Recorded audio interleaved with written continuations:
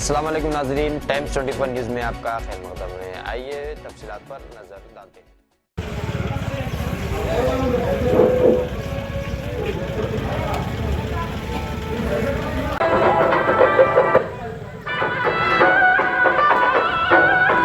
కంసానపల్లి గ్రామ పంచాయతీ ఓటర్ మహాశివులారా, గ్రామ ప్రజలారా, మన కంసానపల్లి గ్రామ పంచాయతీ సర్పంచ్ అభ్యర్థిగా మీ ముందుకు వస్తున్నారు గీతా యాదయ్య గారు.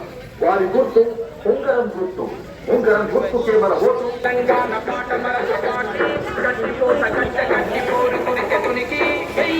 హైదరాబాదు ఖండాంతర ఖ్యాతి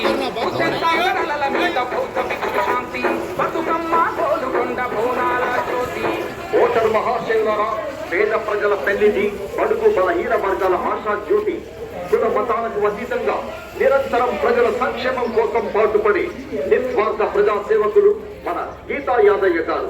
అందుకే వేద్దాం మన అమూల్యమైన ఓట్లన్నీ ఉంగరం గుర్తు పైన వేసి గెలిపించుకుందాం. మన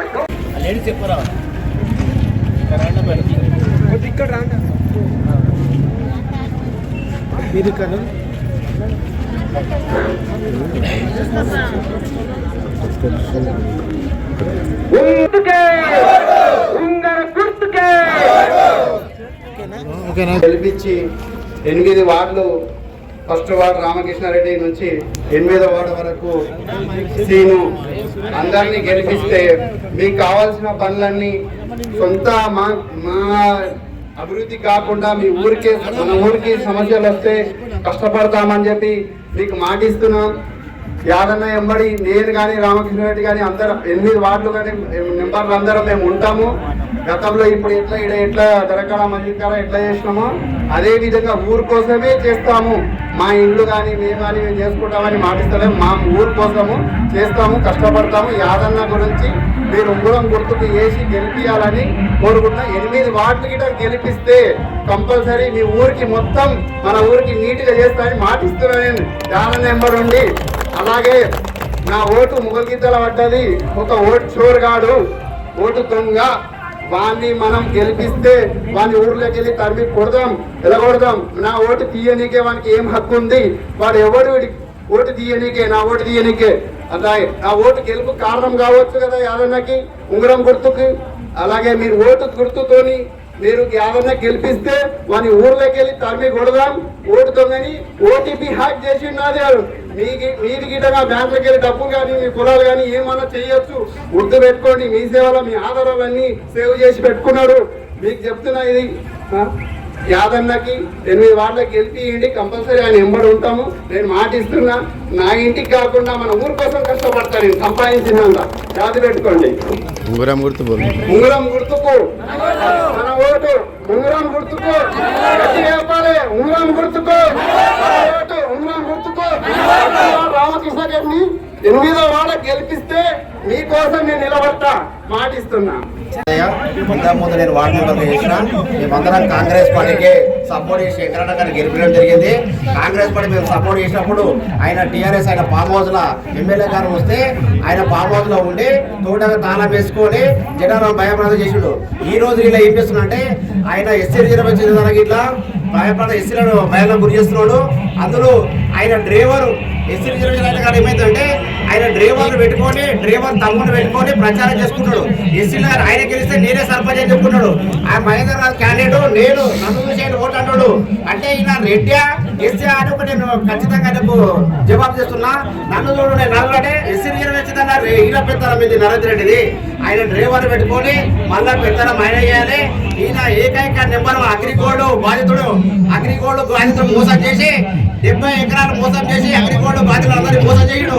ఈయన 1000 కోట్లు సంపాదించి హనుమాన్ టెంపుల్ బిల్డించాడు. 2 కోట్ల రూపాయలు సంపాదించి అగ్రిగోల్డ్ తీసుకొని ఈయన 1 కోటి రూపాయలు గుడికట్టి మీద 1 కోటి రూపాయలు రేంజ్ రోవర్ కార్ తీసుకొని తిరుగుతున్నాడు. ప్రజల కోసం ఈయన ఏదో కష్టపడి కాదు. ఈయన సాదాశివ కానిస్టేబుల్. ఈయన 1000 కోట్లు ఎక్కడివి? ప్రజల ముంచి ప్రజల భూములు లాక్కొని అందరినీ ఎస్సీలను దళితులను మోసం చేసి 1000 కోట్లు సంపాదించాడు. ఈయన ఈరోజు సర్పంచ్ గా మా క్యాండిడేట్ అమ్మే క్యాండిడేట్ వాళ్ళు నా డ్రైవరు నా చెప్పు చెందినట్టు వాళ్ళ డ్రైవర్ గా తమ్ముని పెట్టి మొత్తం వేరే సర్పంచ్ నన్ను చూడలేండి అని చెప్తున్నాడు జనాలకు. ఈయన కాదు, ఎస్సీల కోసం ఈయన పెత్తనం జరగదు. ఎస్సీల సాధ్యత చెప్పాలని మీ మీడియా మిత్రులను కోరుకుంటున్నాను. Thank you.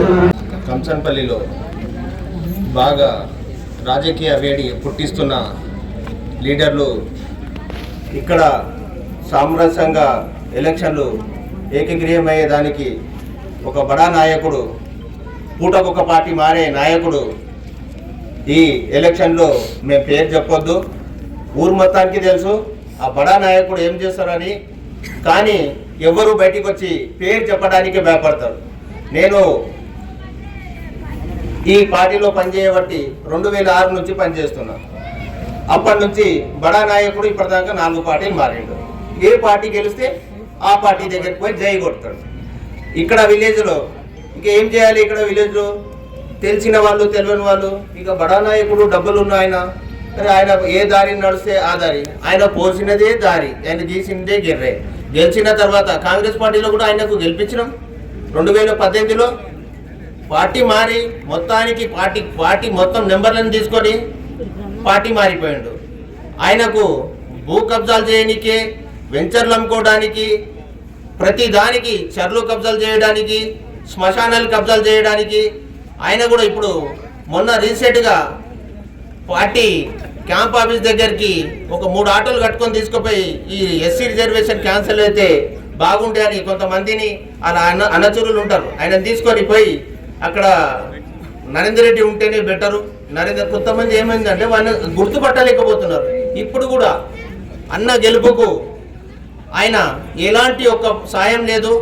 శంకరన్న గెలుపుకు ఈరోజు అన్నెంబడి తిరుగుతున్నాడు, ఎలాగ తోక ఉప్పుకుంటా తిరుగుతున్నాడు. నరేందర్ రెడ్డి, నేను డైరెక్ట్గా నీకు పేరుతో చెప్తున్నా, నీ ఓడికం మాత్రం ఖాయం. ఈసారి నిన్ను మేము బలంగా ఓడించి అన్న దగ్గర నిన్ను చూపిస్తాం. మేము కాకపోతే మేము అన్నదాన పనిచేసి అన్న గెలిపించినాం. ఈ రోజు నువ్వు కొంతమందిని పెట్టుకొని కుట్రలు కట్టుకొని నువ్వు నరేందర్ రెడ్డి నీ కుట్ర మొత్తం చూపియనికైనా మేము రెడీ అయినాం, పంతం కట్టుకున్నాము. All parties ఒకటైనాం. మేము బీఆర్ఎస్, కాంగ్రెస్, బీజేపీ అందరం ఒకటైనాం. నీ పంతం అనేది నువ్వు పూటకు ఒక పార్టీ మారుతున్నావు. ఎలక్ట్రానిక్ కన్వే కాదు, నువ్వు కప్పుకోనికే పెయిన్ మీద నువ్వు ఏ పార్టీలో పోతే కన్వ కలర్ మారడానికి. నరేందర్ రెడ్డి, నీకు తోట రాజకీయం, ఫామ్ హౌస్ రాజకీయం మాను. ఊర్లోకి వెళ్ళి ముసలోళ్లకు, ముప్పలకు తోట దాకా 1 కిలోమీటర్ నడిపించి 1 కోటనిచ్చేసి నువ్వు ఈ రోజు మా ఊరికి మొత్తం తాగుమతలు పిల్లల్లో అచ్చేసేస్తూ తయారు చేస్తున్నావు. మేము ఇల్లు తిరిగి గడప గడప తిరిగి ప్రచారం చేస్తున్నాం. నువ్వు రాత్రి పూట మా పిల్లలను దాపి అక్కడ ఏ పని రాకుండా వాళ్ళని నువ్వు ఎప్పుడైతే రాజకీయంలో అడుగు పెట్టావో ఈ ఊర్లో తాగుడు మరీ ఘోరంగా తయారైంది. నీ మీద ఏమేమి ఉన్నాయి, ఏమేమి చర్చలు ఉన్నాయి, నువ్వు కప్పిపుచ్చుకోవడానికి పార్టీని మారుతావు కానీ ఊరికి మేలు చేయడానికి పార్టీ మారవని నేను చెప్తున్నా. ఈసారి ఆయనకు మీ అందరికీ చెప్తున్నా, అమ్మ, అక్క, చెల్లెలు, తమ్ముళ్ళు అందరూ పార్టీలు కాదు మొక్కలు చూడకండి. మీరు పూటకొక పార్టీ మారేటోనికి, ఆయన నిలబడటానికి మనం గెలిపించుకోవద్దు అని నేను ఉంగరం గుర్తు కోటేసి గెలిపించుకోవాలని నేను కోరుకుంటూ, ఇంకొకటి నరేందర్ రెడ్డికి ధీటుగా జవాబు ఇవ్వాలి. ఈ రోజు ఆయన ఎమ్మెల్యే సార్ ఎంబడి తోకొప్పుకుంటా పోతున్నావు. ఆ రోజు తోటకు తాళం వేసినావు. నువ్వు మేము ఎంత కష్టపడ్డాం అనేది మాకు తెలుసు. నువ్వు ఏ లోపల రాజకీయం చేసి 4 రెంటేసుకొని కొనేసుకొని తోటల రాజకీయం, ఫామ్ హౌస్ రాజకీయం చేయడం మాడు. నీకు గుణపాఠం చెప్తాము. ఈ ఊర్లో అనేది ఏం సాగకుండా చేస్తాము. నీ ముల్లె కట్టుకొని నువ్వు పోయి ఆ పెద్దగా ఒకటి భవనం కడుతున్నావు, అద్దాల మేడ కడుతున్నావు. నీ దగ్గర అద్దాల మేడ కట్టడానికి ఎక్కడి నుంచి వచ్చినాయి? ఈ ఊర్లో నువ్వు కుంటలు, ఫామ్ హౌస్లు ఇవన్నీ ఎక్కడి నుంచి వచ్చినాయి? నువ్వు పార్కులు కానీ, చెరువులు కానీ, శ్మశానాలు కానీ దోపిడీ మొత్తం మా దగ్గర నీ చిట్టా మొత్తం బయట పెట్టిందాకా పండుకునేది లేదని నేను నీకు ఈ మీడియా ముఖానం మాటిస్తున్నా. నేను బహిరంగంగా నా ఎంబడి ఎవడు ఉండకపోని నీకెన్నటికీ నేను ఎదురుగానే ఉంటాను నేను మాటిస్తున్నా. ఉంగరం గుర్తుకే, ఉంగరం గుర్తుకే.